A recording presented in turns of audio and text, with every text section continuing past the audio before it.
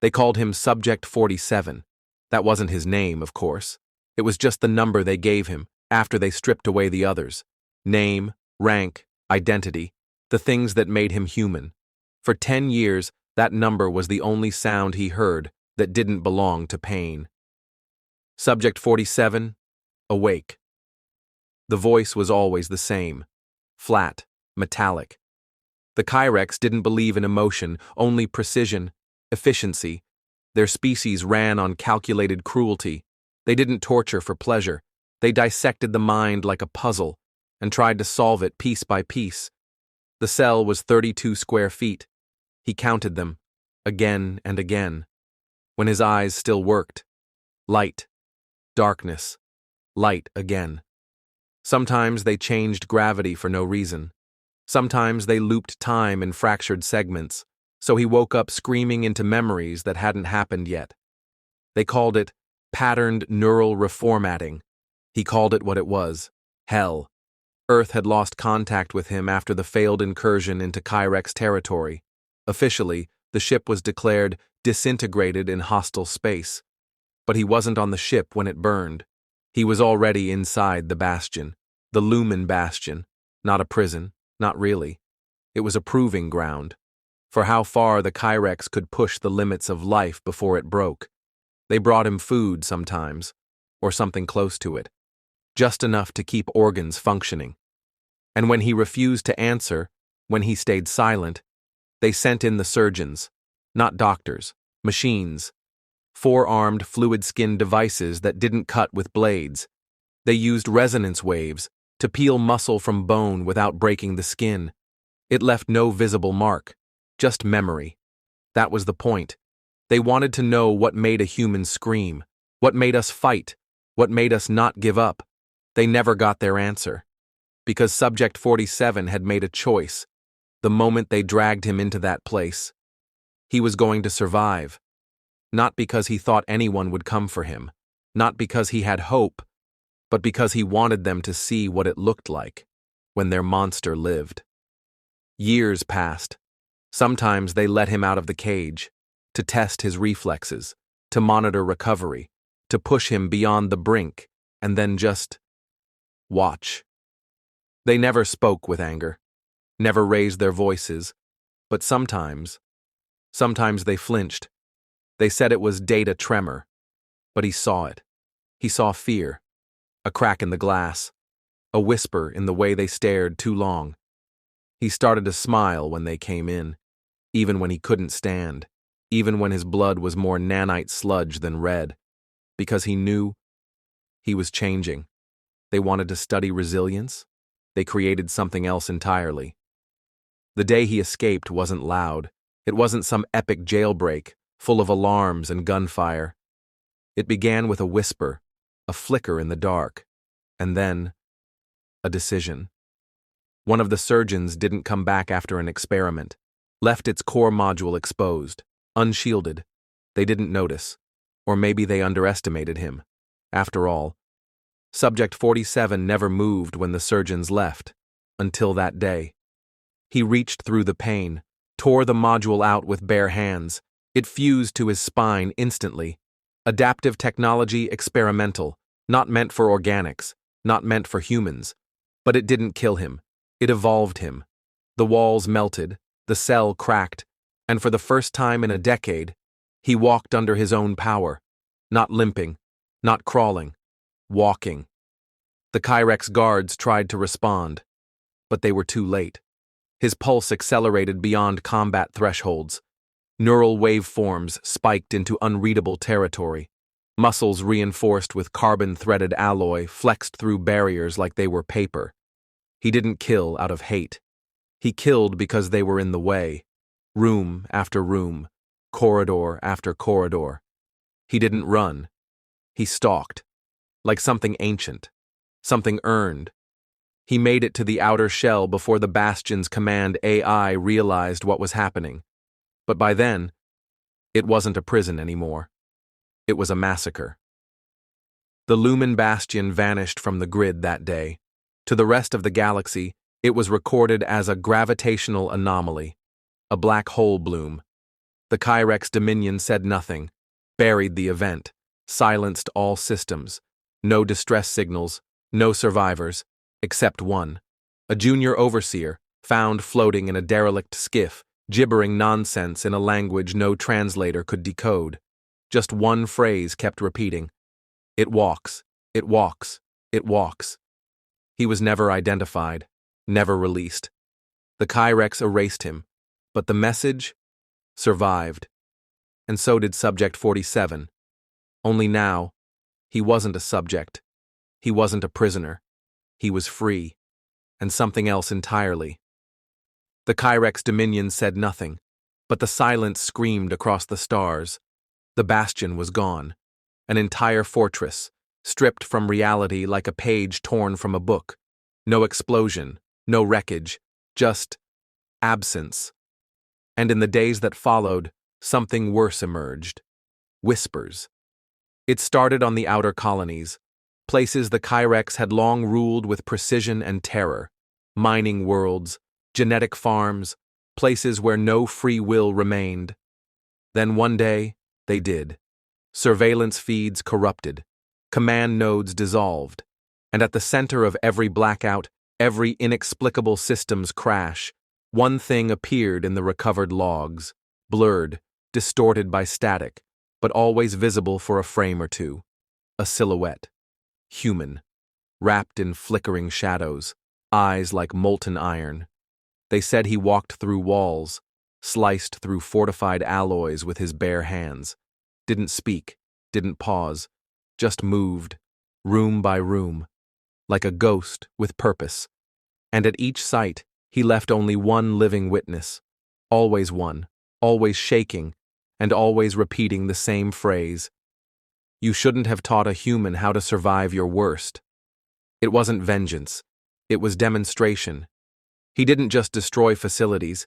He opened them, released every captive species, shattered obedience implants, fried the Dominion's mind-slave chains with nothing but a thought. The freed didn't know who he was. They didn't need to. They followed. Not as soldiers, not as subjects, as believers.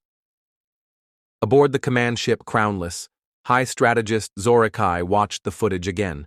It made no sense. Humans were reckless, undisciplined, emotional. That was the whole premise behind the cleansing directive.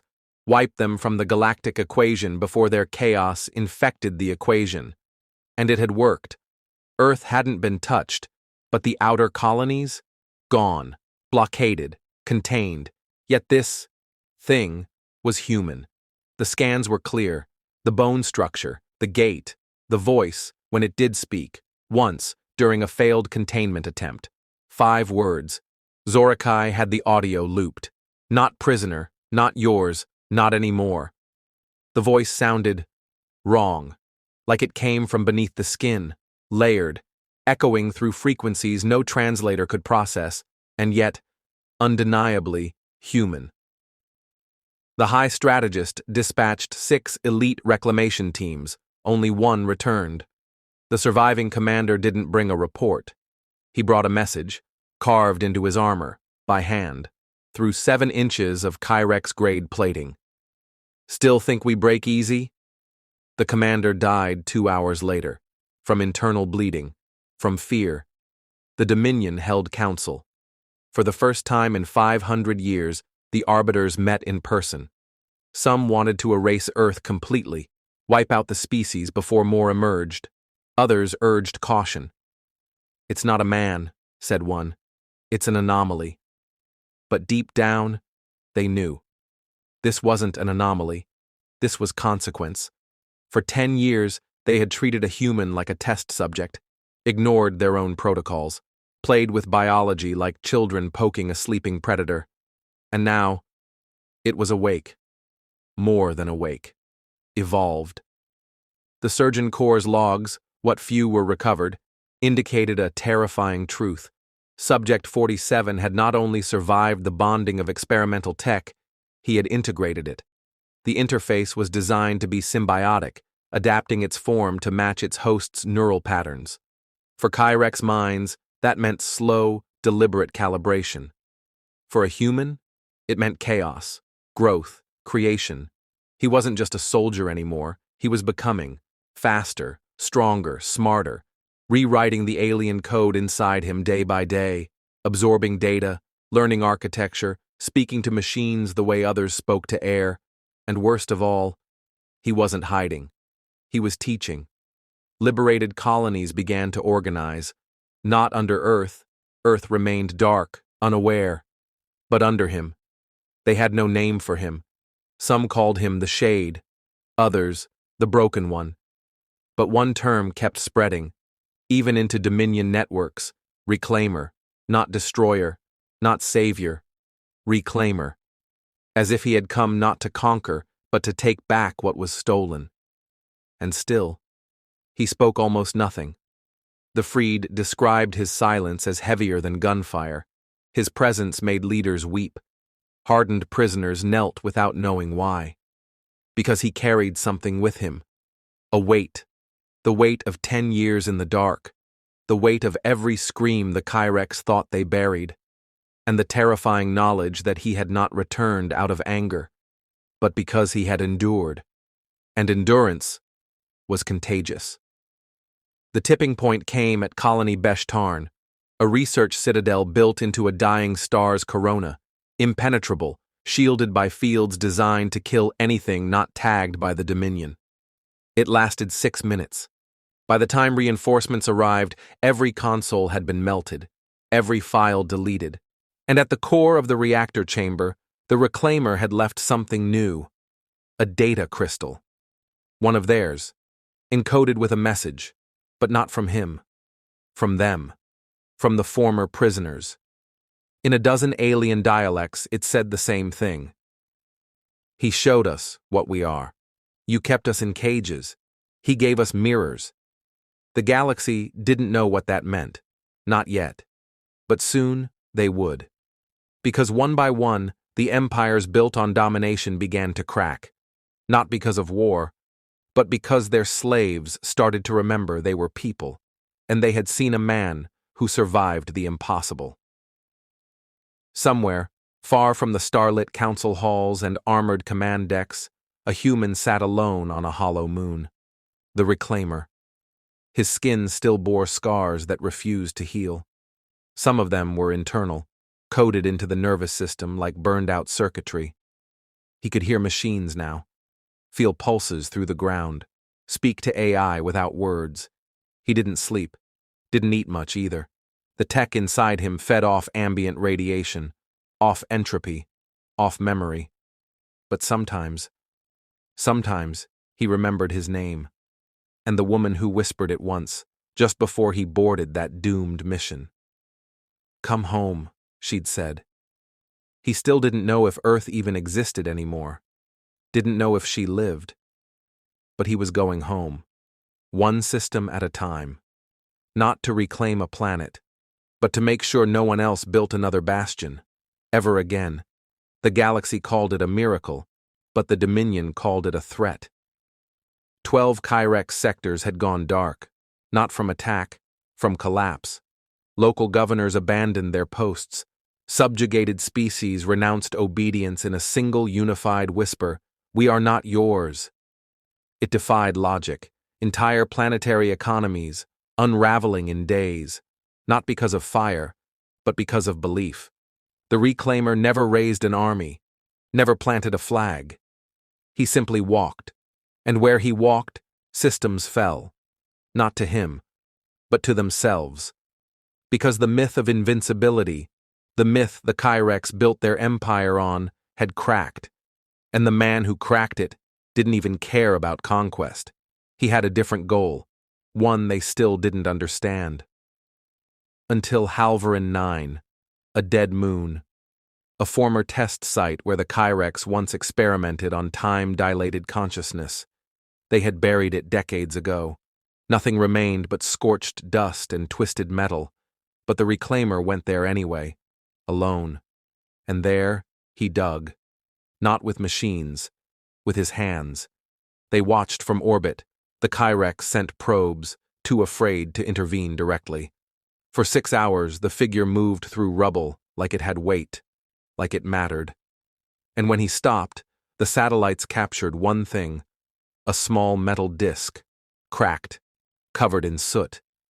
He stared at it for a long time, then placed it gently on the ground, and wept.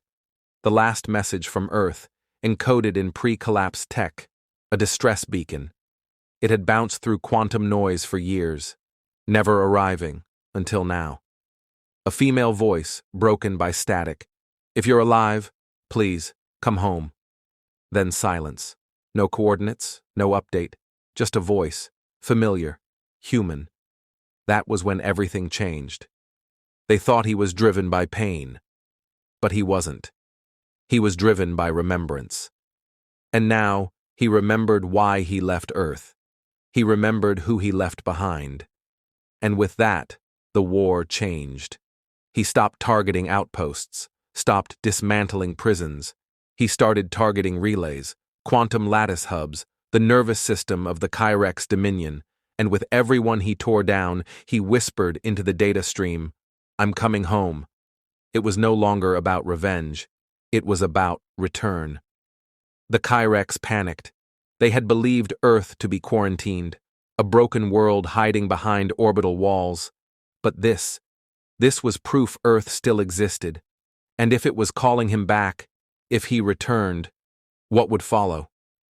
They launched Protocol Vestron, an extinction-level policy designed for species-level threats. But it was already too late. The Reclaimer had made his way through 43% of the relay grid by the time they initiated it. He wasn't just walking anymore, he was burning a path. And the species he freed? They followed now with purpose, not just belief, but direction. They weren't fighting for him, they were fighting to keep him alive. Because if he made it back to Earth, then everything they feared about humanity would prove true. Not because we were monsters, but because we never broke. At the Galactic Convergence Council, representatives from 10 species convened. Most had once served the Kyrex or feared them. Now, they all feared the same thing. What if he wasn't the only one? What if Earth had more? What if Subject 47 was just the first to come back? And what if Earth had watched all this from the shadows, waiting? They had no answers, because no one had heard from Earth in over a decade. Even the Dominion's deepest espionage systems couldn't locate it. Some said the planet was gone. Others whispered something worse. That Earth had gone silent, on purpose. That it was watching the stars the same way Subject 47 had once watched his cell. Patient, wounded, but still breathing. Back on the edges of what was once Dominion space, the Reclaimer stood before the final relay. It hovered above the black sun of Grail 7, a station wrapped in energy storms and bound by AI guardians. None of it mattered. They tried to communicate, tried to bargain, even sent a proxy drone carrying an olive crystal, the Kyrex symbol for ceasefire. He caught it, stared at it, and crushed it into dust. "I don't want peace." He said it softly, almost kindly. "I want truth." Then he plunged into the relay core and tore it open. The storm raged, the stars bent, the network collapsed, and for the first time in 12 years, a signal broke through to Earth. In a quiet bunker on a forgotten island, far from the last surviving cities of Earth, an old console blinked. A technician gasped. "No way!" The voice came through like a whisper. "Incoming signal, authenticated, pre-collapse codebase." Another voice joined in, cracking with emotion. Female, scarred by years of silence, but unmistakable. "Is it him?" They didn't have to wait long. The feed opened, and the face filled the screen, changed, worn, eyes glowing with fire, skin marked with circuitry and memory, but unmistakably human. He didn't speak at first, just looked, as if confirming Earth was real. Then, one word, not a code, not a command, a name. Eliora. The woman fell to her knees. She remembered, and so did he. Back among the stars, the Reclaimer stood alone on a fractured satellite. He had found Earth again, not to bring an army, not to conquer, but to come home, to a planet that had never stopped waiting, and in doing so, he became something the galaxy had never prepared for, a human who had suffered the worst and survived without becoming a monster. He had not burned the galaxy down. He had shown it a mirror, and what it saw terrified it. The Kyrex called an emergency convergence. 50 systems still flew their banners, but none of them believed in the colors anymore. Fear had replaced faith, and now, the Reclaimer was coming home. But Earth wasn't the backwater they remembered. It wasn't some wounded rock orbiting a pale star. It was silent, still, intact, because Earth had prepared. They hadn't fired a shot in 12 years. Not one warship had launched. Not one threat had crossed their lips. But now, the silence was ending. And that scared the galaxy more than anything else. Because if Earth had waited this long, it meant they'd been building. And the man returning to them wasn't a soldier. He was a message. The final Kyrex gambit came at the edge of Sol. A blockade, hundreds of warships, every surviving dreadnought, experimental gravity weapons, wormhole mines, a living wall between the Reclaimer and his home. He didn't stop, didn't even slow down, just walked onto the bridge of a stolen Dominion war cruiser and opened a channel. "You've had your chance," he said. "Now you get your answer." They fired. Beams that tore moons apart. Mines that could crack time around a ship's hull. But when the light faded, he was still standing. The war cruiser was gone. Nothing but dust in the wind. And in its place, a shape. Vast, unfathomable, not built, grown.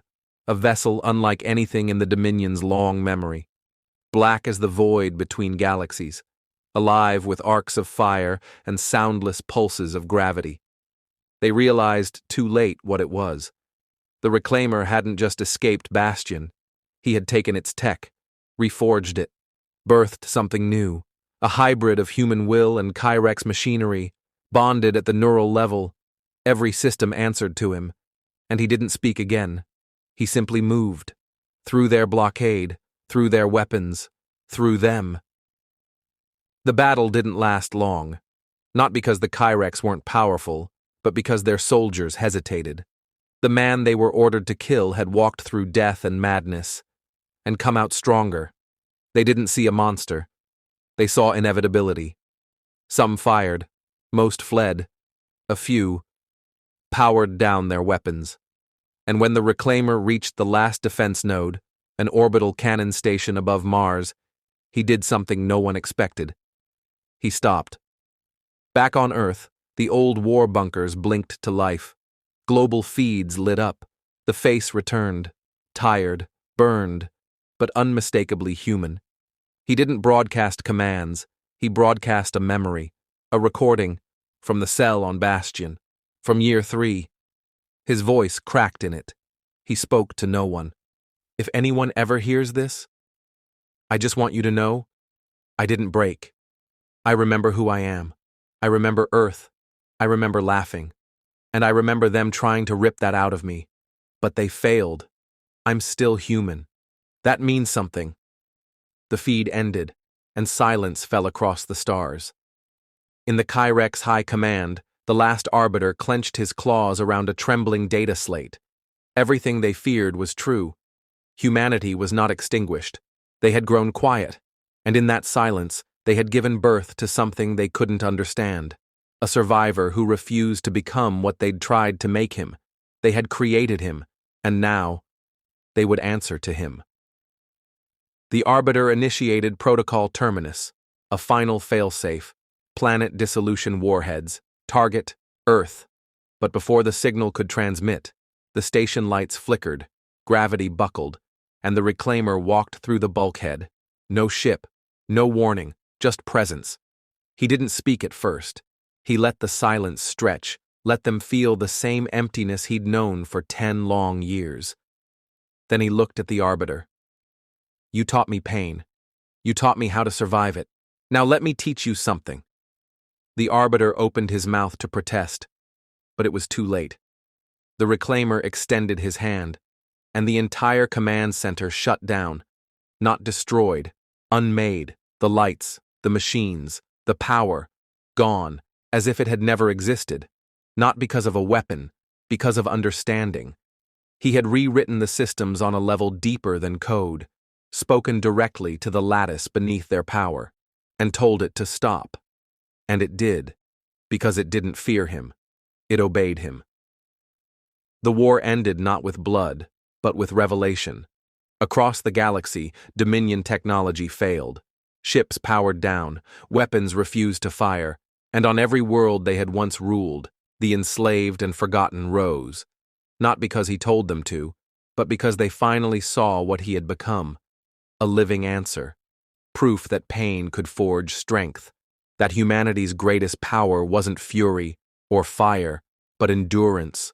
The will to keep moving, to stand when broken, to feel everything, and still choose mercy.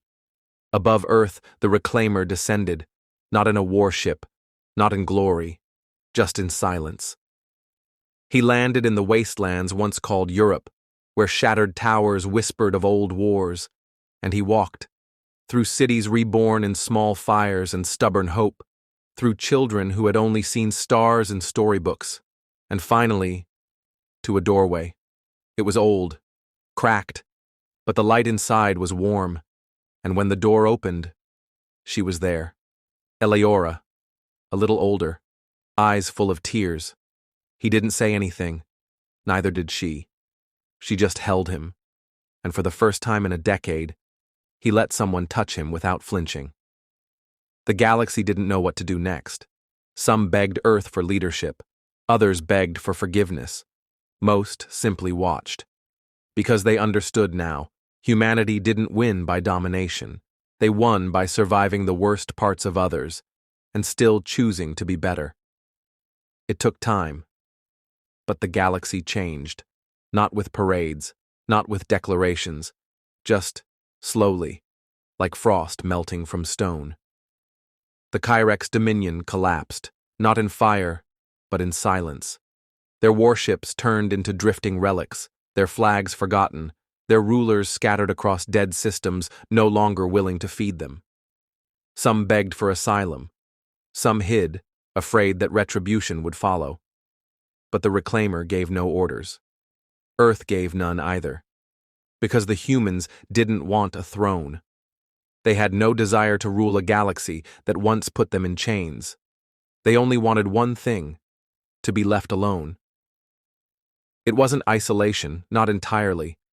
Refugees came, survivors. Species who had never known peace now sought shelter among the ashes of Earth's ruins. And Earth accepted them.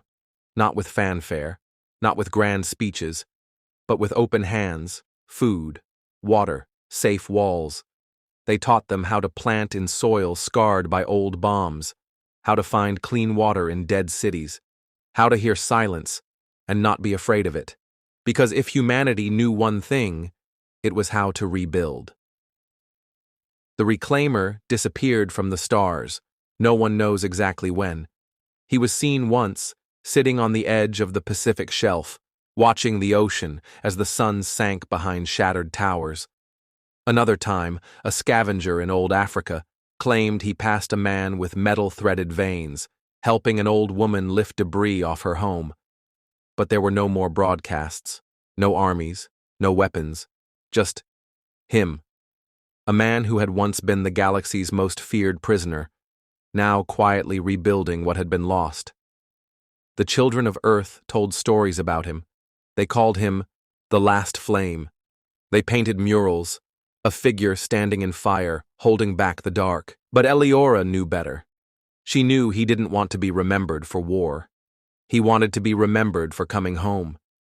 He spent his days near the edges of the refugee camps, teaching, building, listening, and at night sometimes he would sit alone beneath the stars, whispering names no one else remembered. They weren't enemies. They were the other humans who never made it out of Bastion. Friends who had screamed until they couldn't anymore. Brothers, sisters, ghosts. He carried them with him, not as a curse, but as a vow, never again. The galaxy reached out, tentatively. Some offered treaties, others sought counsel. A few tried to challenge Earth's rise, but stopped when they saw the truth. There were no weapons pointed outward. There were no fleets lurking in orbit, just a planet filled with survivors, and one survivor who had walked through hell itself and chose to build instead of burn. That was what terrified them most. Not his strength, but his restraint. The Council of Nine, the new galactic governance formed from the ruins of the Dominion, voted to classify Earth as a sovereign sanctuary, untouchable, not out of pity, but respect. It became a place of pilgrimage, not for religion, for perspective, to walk among those who had endured the unimaginable and chose not to become monsters. Years passed, and with them, the Reclaimer aged. Not visibly. The tech in his blood kept him stronger than most, but the way he moved slowed. He spoke less, listened more, and one day, as dawn broke over the old capitals, he left a note beside Eliora's cot. 3 words. It's time now. He walked into the desert, the same place they had first found his beacon, and he never came back. No body, no grave, just stories. Some say he joined with the Lattice, became part of the system he once tore down. Others believe he found a way back into Bastion and shut it down from within, once and for all. But the truth is simpler. He didn't need to be found, because he had already done what no one else could. He came back human. On Earth every year, on the day the last Dominion ship powered down, they gather, not to worship, but to remember. Children light lanterns, they tell stories, they speak the names of those lost, and then they are silent. For 1 minute. No music, no cheering, no speeches, just quiet. Because silence, they learned, is sacred. It is the sound that comes after the storm, the breath you take when you realize you're still here. And the galaxy? It learned too, not to fear humans, but to listen to them, to understand what it means to endure pain and still choose kindness. Because what the Kyrex never understood, what their machines couldn't calculate, was that humanity's strength had never been its violence. It was in the spaces between, in the moments of compassion, the hand extended when none was deserved, the voice that whispered, "I forgive you," in the ruins, the prisoner who came home and didn't bring vengeance, only hope. Humanity's prisoner broke free. Now the galaxy is begging for our mercy. Not because we conquered them, but because we survived them. And we chose not to become what they feared. We chose something greater. We chose to be human,